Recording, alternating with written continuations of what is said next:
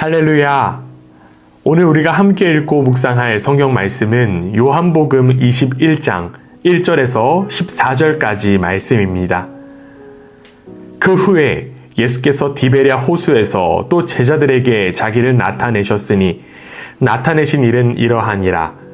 시몬 베드로와 디두모라 하는 도마와 갈릴리 가나 사람 나다나엘과 세베대의 아들들과 또 다른 제자 둘이 함께 있더니 시몬 베드로가 나는 물고기 잡으러 가노라 하니 그들이 우리도 함께 가겠다 하고 나가서 배에 올랐으나 그날 밤에 아무것도 잡지 못하였더니 날이 새어갈 때에 예수께서 바닷가에 서셨으나 제자들이 예수이신 줄 알지 못하는지라. 예수께서 이르시되 얘들아 너희에게 고기가 있느냐? 대답하되 없나이다. 이르시되 그물을 배 오른편에 던지라. 그리하면 잡으리라 하시니 이에 던졌더니 물고기가 많아 그물을 들 수 없더라. 예수께서 사랑하시는 그 제자가 베드로에게 이르되 주님이시라 하니 시몬 베드로가 벗고 있다가 주님이라 하는 말을 듣고 겉옷을 두른 후에 바다로 뛰어내리더라. 다른 제자들은 육지에서 거리가 불과 한 50칸쯤 되므로 작은 배를 타고 물고기 든 그물을 끌고 와서 육지에 올라보니 숯불이 있는데 그 위에 생선이 놓였고 떡도 있더라. 예수께서 이르시되 지금 잡은 생선을 좀 가져오라 하시니 시몬 베드로가 올라가서 그물을 육지에 끌어올리니 가득 찬 큰 물고기가 153마리라. 이같이 많으나 그물이 찢어지지 아니하였더라. 예수께서 이르시되 와서 조반을 먹으라 하시니 제자들이 주님이신 줄을 아는 고로 당신이 누구냐 감히 묻는 자가 없더라. 예수께서 가셔서 떡을 가져다가 그들에게 주시고 생선도 그와 같이 하시니라. 이것은 예수께서 죽은 자 가운데서 살아나신 후에 세 번째로 제자들에게 나타나신 것이라. 아멘. 부활하신 예수 그리스도께서 허락하시는 풍성한 삶을 살아가는 여러분 모두의 삶을 주님의 이름으로 축복합니다. 베테랑이라고 하는 단어가 있습니다. 이는 어떤 방면에 오랫동안 일을 해서 그 분야의 기술이나 기능이 뛰어난 사람을 일컫는 단어입니다. 이 세상에는 다양한 분야의 베테랑들이 있습니다. 그리고 베테랑들은 자신의 분야에서 오랫동안 종사하면서 쌓인 관록이 있습니다. 베테랑은 경험치가 많기에 능력이 보장되기도 합니다.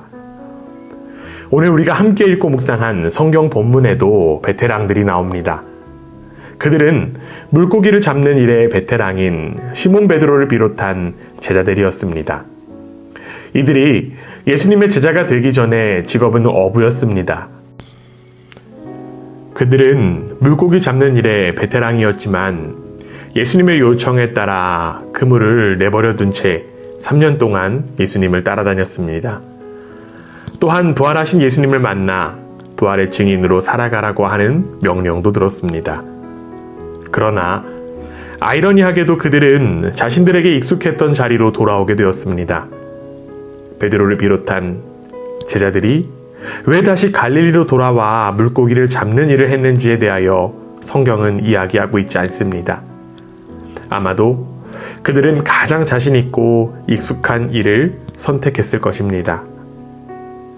제자들은 물고기 잡는 일에 베테랑이었지만 안타깝게도 그날 밤에는 아무것도 잡지 못하게 되었습니다. 헛손질하느라 날이 새어갈 그때 예수님께서 그들 가운데 나타나셨습니다. 그러나 그들은 예수님을 알아보지 못했습니다. 이에 예수님은 그들에게 이렇게 말씀하셨습니다. 얘들아 너희에게 고기가 있느냐? 여기 예수님께서 제자들을 부르면서 사용하신 얘들아 라고 하는 표현의 헬라어 원어는 파이니온으로 어린아이를 부르는 표현입니다. 마치 어린아이를 향하여 부르시는 것처럼 예수님은 제자들을 향해 친근하게 부르신 것입니다. 이어진 예수님의 그 부르심의 내용이 무엇이었습니까? 너희에게 고기가 있느냐? 라고 하는 질문입니다. 사실 예수님은 제자들이 물고기를 잡지 못했다는 사실을 이미 알고 계셨습니다. 그렇다면 예수님께서 제자들을 향해 물어본 의도가 분명히 있었다는 것입니다. 예수님은 제자들이 아니요, 없습니다 라고 하는 그 대답을 듣고자 의도를 가지고 질문하신 것입니다. 역시나 제자들은 예수님의 의도대로 물고기를 잡지 못했다라고 대답했습니다. 베테랑의 자존심이 구겨지는 것과 같은 심정이었을 것입니다. 그런데 제자들의 실패는 단순한 실패가 아니었습니다. 그들은 이미 약 3년 전에 동일한 대답을 한 적이 있었기 때문입니다. 베드로는 밤새도록 수고했음에도 한 마리도 잡지 못했던 그날의 기억이 떠올랐을 것입니다. 예수님을 처음 만나던 그 날에도 예수님께서는 베테랑 어부의 경험과는 상관없는 곳에 그물을 던지라고 말씀하셨습니다. 이 베테랑의 자존심은 구겨졌지만 베드로는 말씀에 의지하여 그물을 던졌습니다. 그리고 그때 그의 그물이 찢어질 만큼 물고기가 잡혔습니다. 마찬가지로 부활하신 예수님께서는 지금 그물을 배 오른편에 던지라고 말씀하셨고 제자들이 말씀대로 했을 때 그물을 들 수 없을 만큼 물고기가 잡힌 것입니다. 베드로는 다른 제자가 주님이시라 라고 하는 그 말을 듣자마자 예수님을 향해 뛰어내렸습니다. 결국 예수님은 베드로를 비롯한 제자들의 첫 고백과 순종을 떠오르게 하셨던 것입니다. 제자들은 예수님을 떠나 자신들이 익숙했던 일로 되돌아갔지만 그들은 실패했습니다. 물고기 잡는 일에 베테랑인 이들이었지만 결국 예수님을 떠나서는 아무것도 할 수 없다라고 하는 그 사실을 그들은 깨달을 수 있었습니다. 예수님은 너희에게 고기가 있느냐라고 하는 질문을 통해 자신들의 연약함을 깨닫게 하신 것입니다. 그리고 이제 예수님은 우리를 향해 물어보십니다. 네가 아무리 자신 있고 네가 아무리 익숙한 일이라도 나 없이 할 수 있느냐?